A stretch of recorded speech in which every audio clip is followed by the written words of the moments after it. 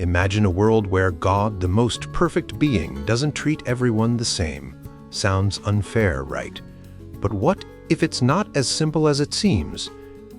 In a small, quiet town, a young man named Abram received a message from God. This wasn't just any message. It was a covenant, a promise that would change his life and the lives of countless others. But why Abram? Why not someone else? This question has puzzled people for centuries, and it's a question that cuts to the heart of how we understand God's benevolence. Think about it. If God is all good and all powerful, shouldn't He treat everyone equally? Shouldn't His love and grace be distributed evenly to all human beings? But what if, in the grand scheme of things, God's benevolence has a shape, a form that is different for different people? What if God's choices are not random but purposeful? And what if these choices are necessary for the world to function as it does?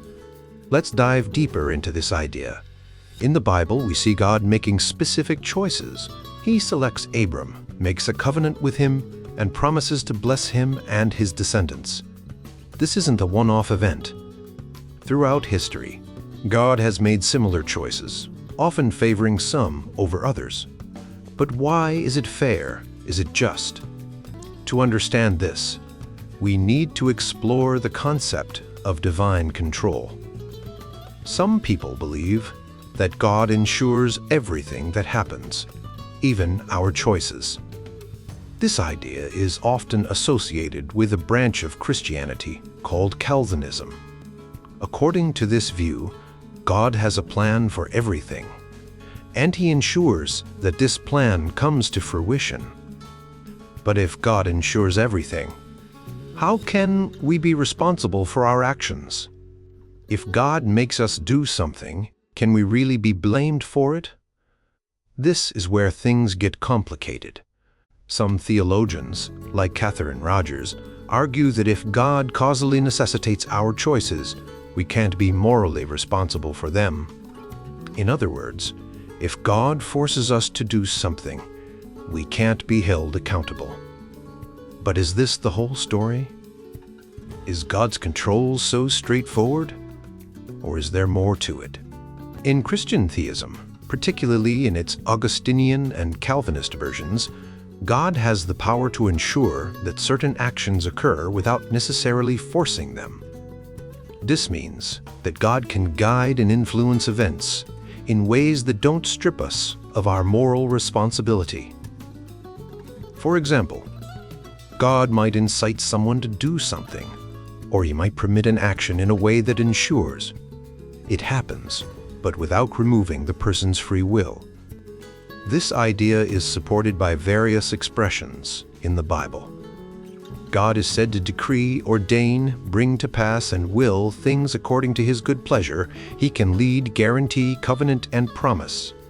These different ways of ensuring things happen show that God's control is nuanced and multifaceted, not a one-size-fits-all approach. The Westminster Confession of Faith, a key document in Reformed theology, states that God ordains everything that happens, but in a way that doesn't make Him the author of sin or violate the will of the creature. This means that God can ensure things happen without causing people to sin or removing their free will. It's a complex idea, but it's essential for understanding how God's control and human responsibility can coexist. Now, let's consider the concept of divine grace. In the Augustinian view, God's grace is not given to everyone equally. Instead, it is given to those whom God chooses, and this choice is based on His own will, not on any merit or foreseen faith in the person. This means that some people receive God's grace and are saved, while others do not. This idea is often criticized as being impersonal or coercive. But is it really?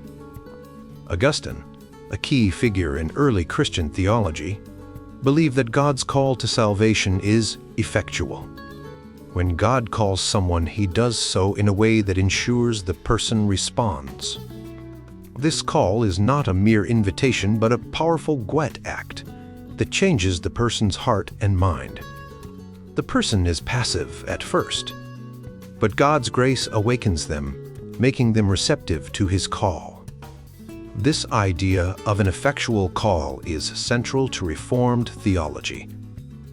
The Westminster Confession describes it as a unilateral act of the Holy Spirit, where God enlightens the mind, renews the will, and determines the person to do good. This might seem coercive, but it's important to understand that it's an act of grace, not force. God is not a puppet master pulling strings. He is a loving Father who awakens His children to life. So the next time you wonder why some people seem to have a special connection with God, remember that God's benevolence has a shape. It's not random or unfair. It's part of a larger plan. And while we may not fully understand this plan, we can trust that God's actions are always guided by His perfect love and justice. Understanding the concept of effectual call can be a bit tricky, but let's break it down using some simple ideas. Imagine you're in a deep sleep and you can't wake up on your own. Now, someone comes and gently shakes you and you wake up. This person isn't forcing you to wake up. They're just giving you what you need to wake up. In a similar way, the effectual call is like God gently shaking someone who is spiritually asleep, helping them to wake up and see the truth. Think of it like a kiss of life or mouth-to-mouth resuscitation. When someone is unconscious and can't breathe, another person can help them start breathing again. Similarly, when a person is spiritually dead or unable to respond to God on their own, God's kiss of life brings them back to life. This isn't about forcing someone to believe. It's about giving them the ability to respond to God's love, just like a doctor who knows what's best for a patient. God knows what's best for us. Sometimes a doctor might have to resuscitate a patient, even if the patient doesn't want it, because it's in the patient's best interest. In the same way, God's effectual call is always in the best interest of the person being called. God, being all-knowing and all-loving, understands what we need even when we don't. When someone responds to God's call, they do so freely, but they are made willing by God's grace. It's like when a child is taught to ride a bike. The parent holds the bike and runs alongside, giving the child the confidence to pedal. The child is free to pedal, but the parent's support is what makes it possible. Similarly, God's grace helps us to freely choose to follow Him. God's call is not a one-size-fits-all approach, just like a doctor tailors treatment to each patient. God's call is tailored to each person. This means that the way God reaches out to you might be different from how He reaches out to someone else. It's a personal and loving approach, designed to fit your unique life situation. Some people might think that God's call is coercive, like forcing someone to do something against their will. But that's not the case. Think of a parent who might have to guide a child to do something important, like learning to read or getting a vaccination. The child might resist, but the parent knows it's for the child's good. God's call is gentle and loving, even if it sometimes involves overcoming resistance. The effectual call is not just a change, it's a return to your true self. When you respond to God's call, you're coming back to the person you were meant to be. It's like removing the mists of self-deception and seeing the world clearly for the first time. This change is a good thing, and if you were to ask someone who has experienced it, would you rather not have been changed? The answer would be a resounding no. One of the biggest questions people have is why God chooses some people and not others. Augustine, a famous Christian theologian, said that we should be content to not know the answer to this question. Just as we don't know why God created the world the way He did, we don't always know why He chooses certain people. But we can trust that God's choices are always made with love and wisdom. In the end, the effectual call is a beautiful and personal way that God reaches out to us. It's not about forcing us to believe, it's about giving us the ability to respond to His love. God's grace is tailored to each of us, and it's always in our best interest.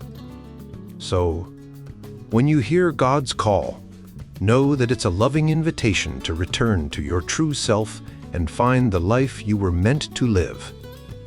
The problem at the heart of this chapter is a deep and ancient one.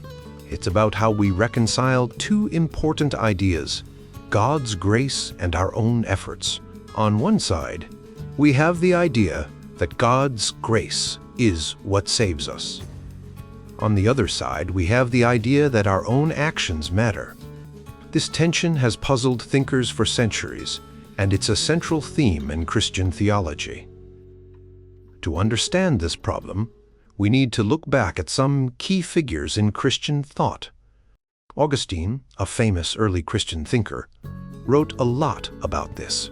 He believed that after the fall, when humans sinned and were separated from God, we can't save ourselves. Only God's grace can bring us back to Him. Augustine's ideas were so influential that they shaped much of Christian thinking. Another important figure is Aquinas, who lived several centuries later. Aquinas agreed that God's grace is essential for salvation, but he also emphasized that God's power is present in everything, even our sinful actions. This raises a big question. If God is involved in everything we do, how can we be truly free and responsible for our choices? The idea of election adds another layer to this problem. Election means that God has already chosen who will be saved and who won't. And this choice is based on His own will, not on our actions. This is a tough idea to swallow, because it seems to take away our freedom and responsibility. To understand the conflict, we need to clarify what we mean by grace and works. Grace can mean different things. At its simplest, grace is God's kindness and forgiveness. But it can also mean something more, a special help or power from God that guides us toward faith. This help can come in many forms. It might be something ordinary, like reading a book that changes your perspective, or something more dramatic, like a life-changing event that makes you turn to God. Some people think of grace as a spiritual energy that empowers us to believe in God. This energy might be noticeable, like a sudden feeling of peace or purpose, or it might be invisible, working behind the scenes to guide us without us even realizing it. Works are the actions we take. These can be everyday things like being a good friend or parent, or more specific religious actions like going to church or reading the Bible. The most important work, though, is the act of faith, choosing to trust in God and surrender our lives to Him. So, how do we understand the path to salvation? If we believe that we are responsible for our own destiny, we might think that salvation depends on our choices and actions. We should be able to turn our lives around, do good things, and earn God's favor. This idea is rooted in the belief that we have free will, the ability to make choices that truly matter. But if we follow the idea of grace, we see that salvation is a gift from God. We can't earn it or deserve it. It's something God gives freely, and it's necessary for us to be saved. This means that even the first step of faith, the decision to trust in God, is a gift of grace. This creates a tension. If salvation is entirely up to God's grace, what role do our actions play? If we can't save ourselves, why should we even try to do good things? And if God has already chosen who will be saved, why should we bother at all? These questions have puzzled believers and thinkers for a long time. Augustine, for example, argued that even the first step of faith is a gift of grace. We can't even prepare ourselves to receive God's grace without His help. This means that our salvation is not something we can achieve on our own, no matter how hard we try. But this doesn't mean our actions are meaningless. Even if God's grace is necessary for salvation, our actions still matter. They show our response to God's grace and our commitment to following Him. In a way, our actions are a part of the process, but they are not the source of our salvation. This tension between grace and works is a central theme in Christian theology. It challenges us to think deeply about our relationship with God and the nature of our own free will. While it's a complex issue, it's also a rich and rewarding one to explore. Now, it might seem clear that from a traditional religious point of view, the idea that we can earn our way to God's favor just by being good isn't going to fly. This idea is a lot like what the early Christian thinker Augustine fought against, called Pelagianism. Pelagianism suggests that we can be good enough on our own to earn God's love, but the Church has said this isn't true for a long time. Some people argue that we can't do anything good without God's help or grace. Even if we don't agree with this, we should still wonder if anyone can be so good on their own that God has to be their friend. This idea makes the sacrifice of Jesus seem less important, which is a big deal in Christian teaching. But let's look at what the Bible says in Ephesians. It tells us that when it comes to being saved, our good deeds don't really matter. Good deeds might show that we are in a good place with God, but they don't get us there. Being saved isn't about proving ourselves to God. It's about trusting God and giving up on trying to earn His love. But what about the act of trusting God? It's not something we should take credit for. If we did, it would be like we're still trying to earn God's favor, which is the opposite of what trust means. Instead, we should be thankful for being led to trust God. But what does it mean to be led to trust God? It doesn't mean we're not free to choose. After all, if our choice to follow God is the most important decision we'll ever make, it should be a free choice. However, there's a problem with thinking that we're completely free to choose salvation. The Bible often talks about God choosing who will be saved, not the other way around. For example, in Exodus, God hardens Pharaoh's heart so he won't let the Israelites go. In Ezekiel, God says He will put His Spirit in people to make them follow His rules. In the New Testament, being saved is often described as something God decides, not something we decide. If God's grace is what saves us, how can we say it's our choice? One way to think about it is through the idea of prevenient grace. This is a special kind of grace that God gives to everyone, which helps us to trust Him. But if this grace makes us trust God, does it mean we don't have a choice? It's a tricky question because it seems like God's choice should be the final say.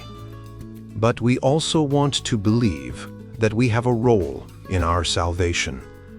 Augustine, the early Christian thinker, thought a lot about this.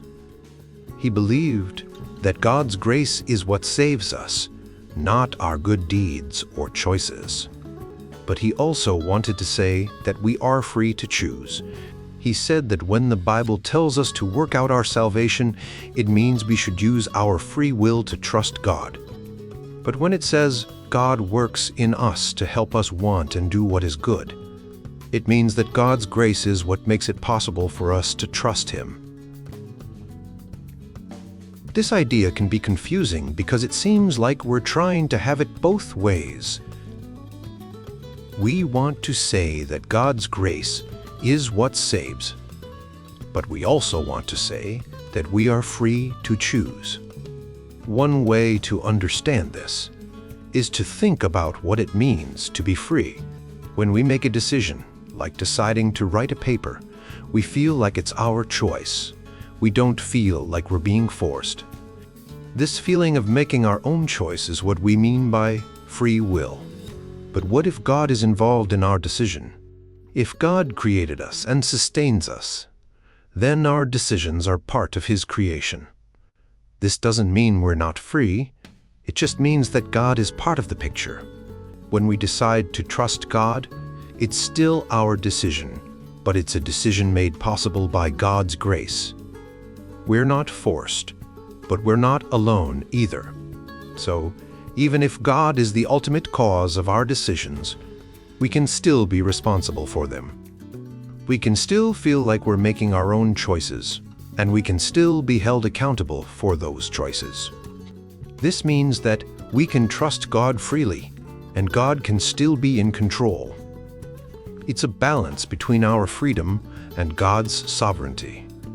And it's a balance that's important to understand if we want to make sense of what it means to be saved. Imagine you're playing a game where you have to choose which path to take.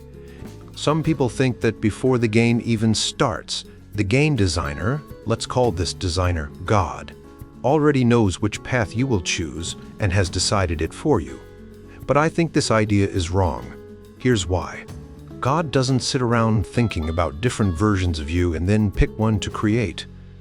That's not how a perfect God would work. A perfect God doesn't need to plan or think things through like we do. God creates everything as part of who God is, right away and without any hesitation. And when God creates you, God sees your whole life from start to finish. And God sees it as good. This is how God knows and loves you from the very beginning. When you make a choice, it's your choice, not God's. God gives you the ability to make that choice, but you are the one who decides. For example, if you decide to write a story, it's because you chose to do it, not because God made you do it. God's role is to give you the freedom to make your own choices and to support those choices with love. Some people use the term libertarian freedom to describe this kind of freedom. It means that your choices are truly yours and not determined by anything else. Some people think this means you have to create your own choices out of nothing, but that's not necessary.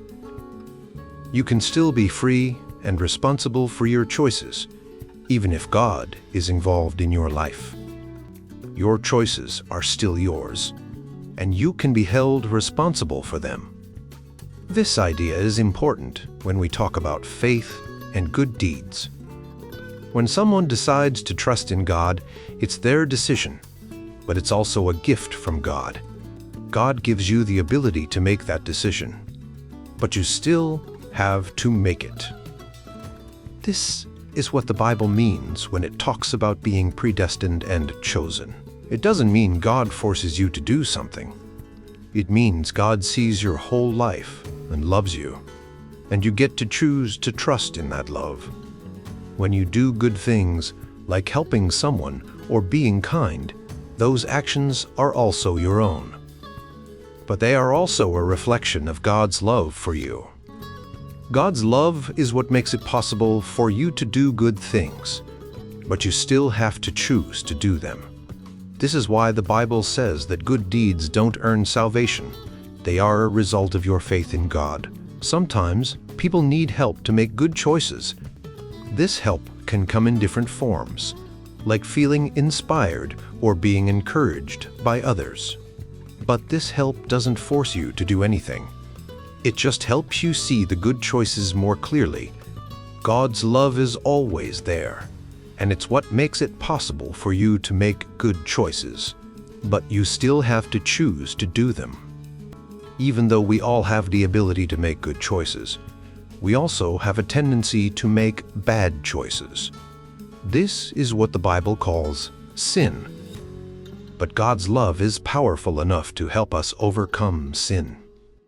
When we choose to trust in God, we are choosing to be part of God's plan, and God's love is what makes it all possible.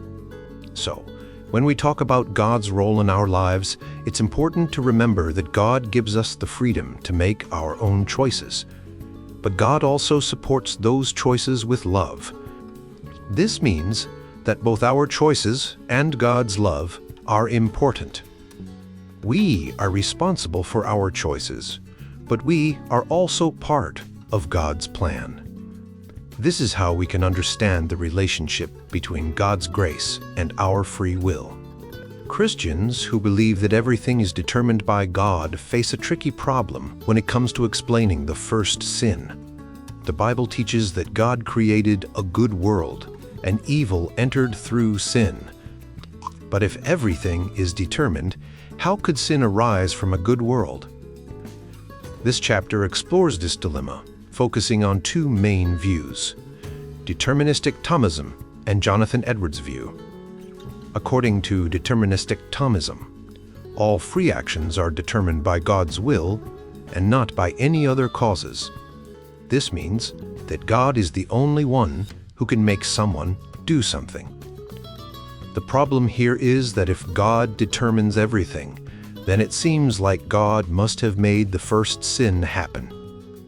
St. Paul asks in the Bible, "Shall we do evil that good may come?" The Christian tradition says, no, we should never do evil, even if good comes from it. This principle is called the deontological principle, DP. If God causes the first sin, even if it's to bring about good things like Jesus' work on the cross, it would still be wrong because it would mean God is doing evil to achieve good. One might think God could cause Eve to eat the fruit without intending it to be a sin.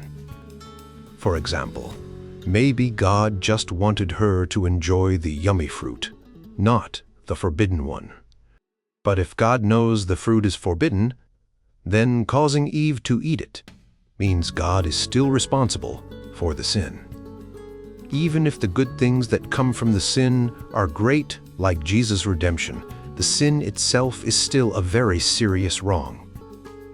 It would be like causing someone to do something terrible just to achieve a good outcome, which goes against the deontological principle. Objection 1. Some might say that the deontological principle applies to humans, but not to God. After all, God can do things that would be wrong for us, like asking Abraham to sacrifice his son. Response: while it's true that some rules don't apply to God, the deontological principle is a fundamental rule about right and wrong. If we are created in God's image and told to imitate God, then this rule should apply to God too. Additionally, it would be unjust for God to cause an innocent person to suffer for eternity, which is a very serious wrong. Since sin is also a very serious wrong, it would be wrong for God to cause it. Objection 2. Some might argue that all Christians, whether they believe in determinism or not, face the problem of explaining why God allows sin. Any good reason for allowing sin would seem to make God responsible for it. Response: other Christian views, like those of Jonathan Edwards, Molinists, and open theists, can explain God's allowance of sin without making God responsible for it. For example, an open theist might say, God didn't know the initial conditions would lead to sin, but the possibility of free choice was worth the risk. A simple foreknowledge theorist might say, God chose the initial conditions for reasons independent of the sin, like the value of free will. An Edwardsian might say God chose conditions that were valuable in themselves, even if they led to sin. However, these views still face a challenge because the Christian tradition often sees Adam's sin as a felix culpa, or a happy fault, that leads to the great goods of redemption. To resolve this, one can say that God has a primary reason for creating the world that is independent of sin, but the great goods of redemption act as a defeater to any reasons against creating the world. This means God doesn't intend sin, but recognizes the good that comes from it. Jonathan Edwards believed that free actions are determined by a combination of inner states and circumstances.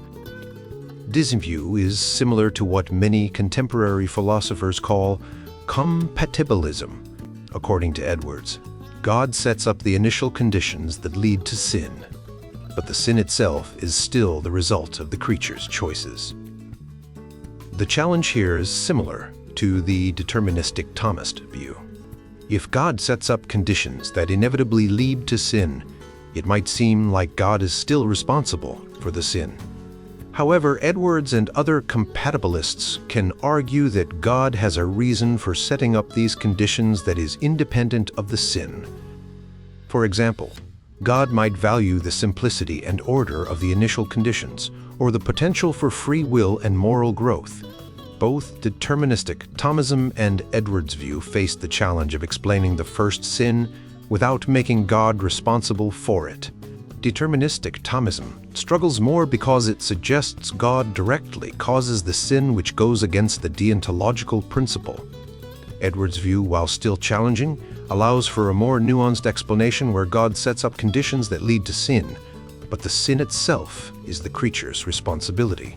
Both views can be defended, but they must carefully navigate the tension between God's sovereignty and human responsibility.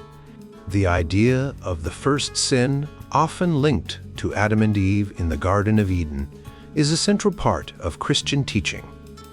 It helps explain why the world is the way it is, why there is suffering, evil, and death. But this idea also raises some tough questions, especially when we think about a God who is all good and all-powerful.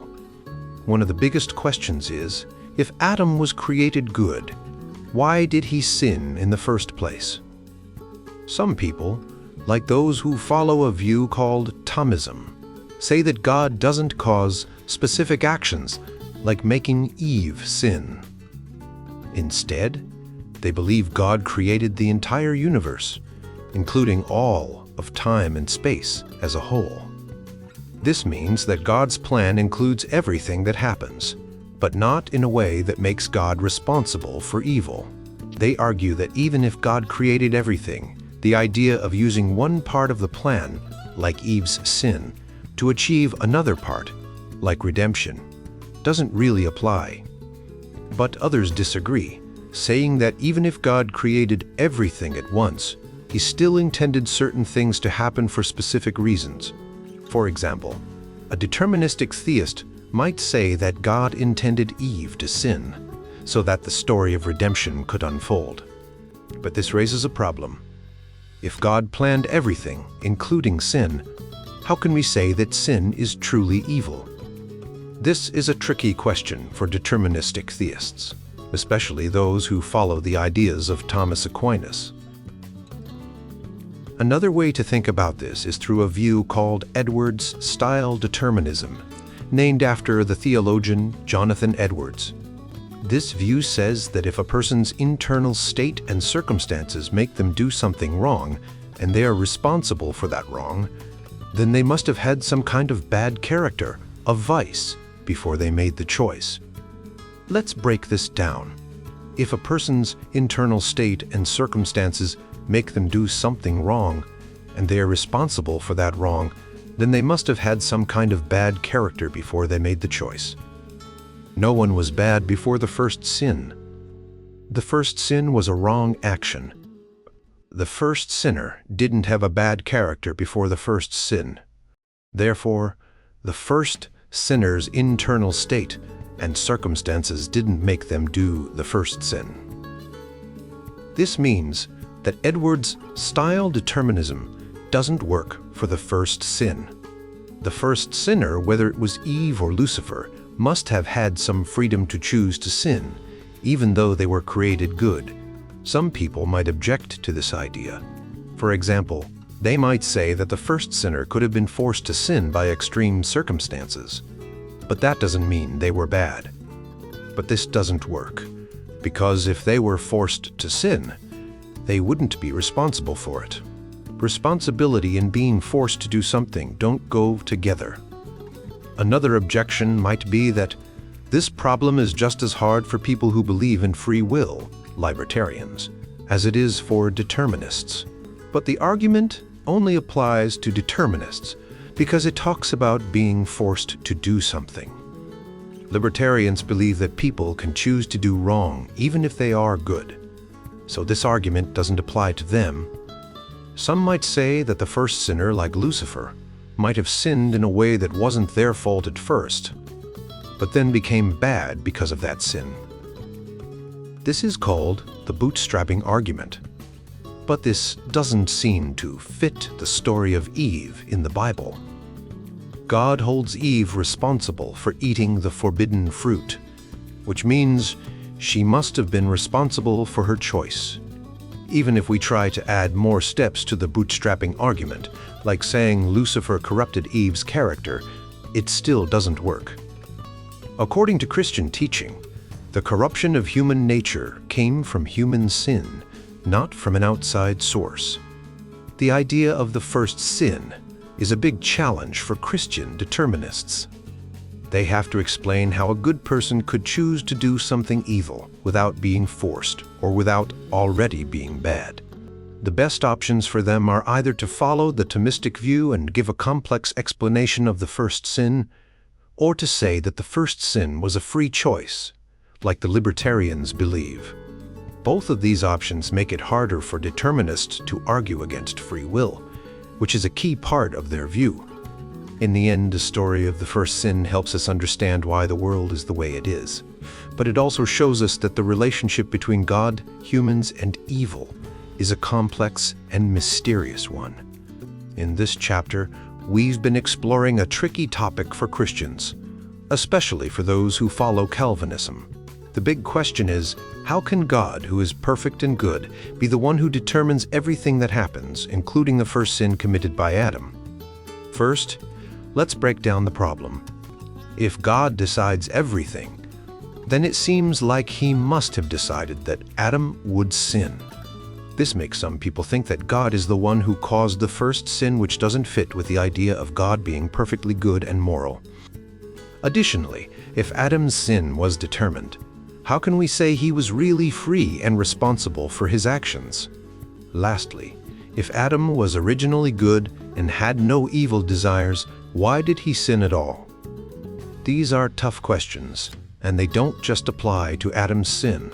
They apply to all human sins. So why focus on the first sin? Well, Adam's sin is seen as the root of all human sin. It's the big event that changed everything, making it a crucial point to understand. Now, let's look at the Calvinist view. Calvinists believe that God determines everything, but this doesn't mean they believe in physical determinism, where everything is caused by physical laws. Instead, they believe in divine determinism, where God's will is the ultimate cause of everything. This means God decides everything, but he doesn't do it in the same way we cause things to happen. The key is to understand that God's causation is different from how things work in our world. God isn't just one cause in a chain of events. He's the foundation of everything. Think of God as the author of a novel. The author decides everything that happens in the story, but the characters still seem to make their own choices. The author doesn't approve of the bad things that happen, but they are necessary for the story. Similarly, God determines everything, but he doesn't approve of sin. He allows it for a greater purpose. This idea of God as the author helps us see that God's causation is on a different level from how we cause things. God creates, sustains, and directs everything, but he does it in a way that's beyond our understanding. This doesn't mean that God is the one who sins. It means he allows sin to happen for reasons we can't fully grasp. So, while these questions are still challenging, they aren't unique to Calvinism. Other Christian views also have their own puzzles to solve. For example, some views struggle to explain how God can know everything that will happen without causing it. Others have trouble explaining why a good God would allow evil at all. In the end, all Christian views have to appeal to some level of mystery. We can't fully understand God's ways, and that's okay. What matters is that we find a view that makes the most sense of the big picture. When we compare the Calvinist view to others, it has its strengths. It provides a consistent explanation for why things happen and how God is in control, even in the face of sin. So, while Calvinism doesn't have all the answers, it offers a way to understand the first sin and all human sin that is as reasonable as any other view. The important thing is to keep seeking and trusting in God, even when we don't have all the answers.